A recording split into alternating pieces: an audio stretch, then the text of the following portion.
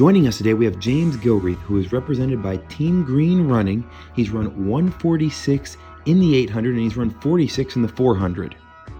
All right, here we are with another hometown hero, Memphis, Tennessee, baby, James Gilreath, 800 specialist. We're here with him today. James, how you doing?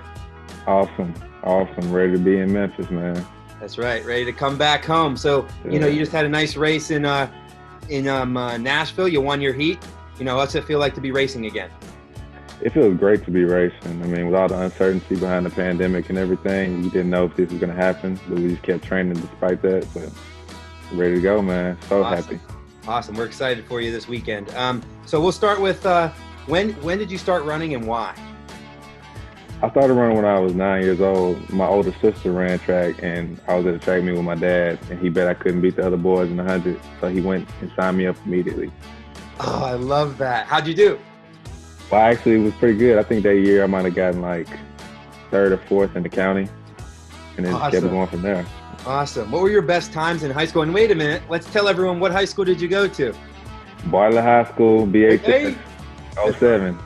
But yeah, I ran the 400, 800. My best time in the 400 was 46.6 and 149.9 in the 800. That's awesome. That's awesome. Where did you go to college, and what'd you learn most from that? I went to Baylor University, and I think what I learned most is that time goes by quickly. You had to make the most of your time. You had to make the most of the time there. That's right. It does. It flies by. Best time of your life. Right. So how long have you been running professional, and who do you run with right now? I've been running professionally 8 years, which to the point about college flying by, that's double the time I was in college, which is crazy.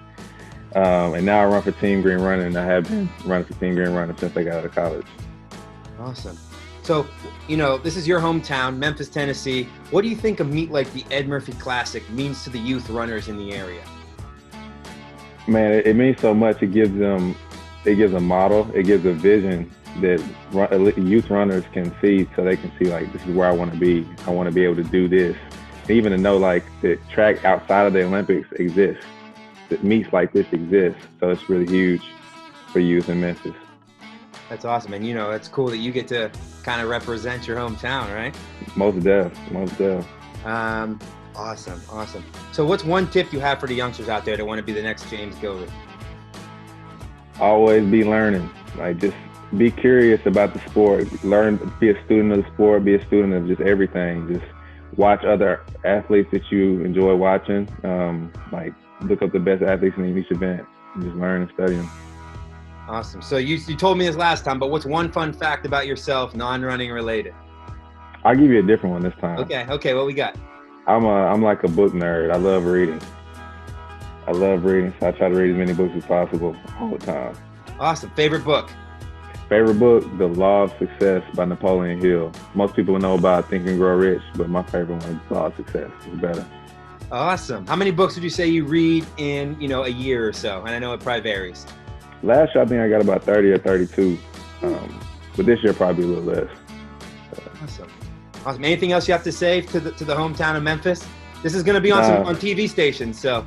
Cool. I'm just ready to be back. I'm ready to be home and competing in the city that I love, that I grew and became a part of me, and I'm a part of the city. So I'm ready to be back. All right. Thank you so much, man. Good luck. We're looking forward to it. Thanks, Billy.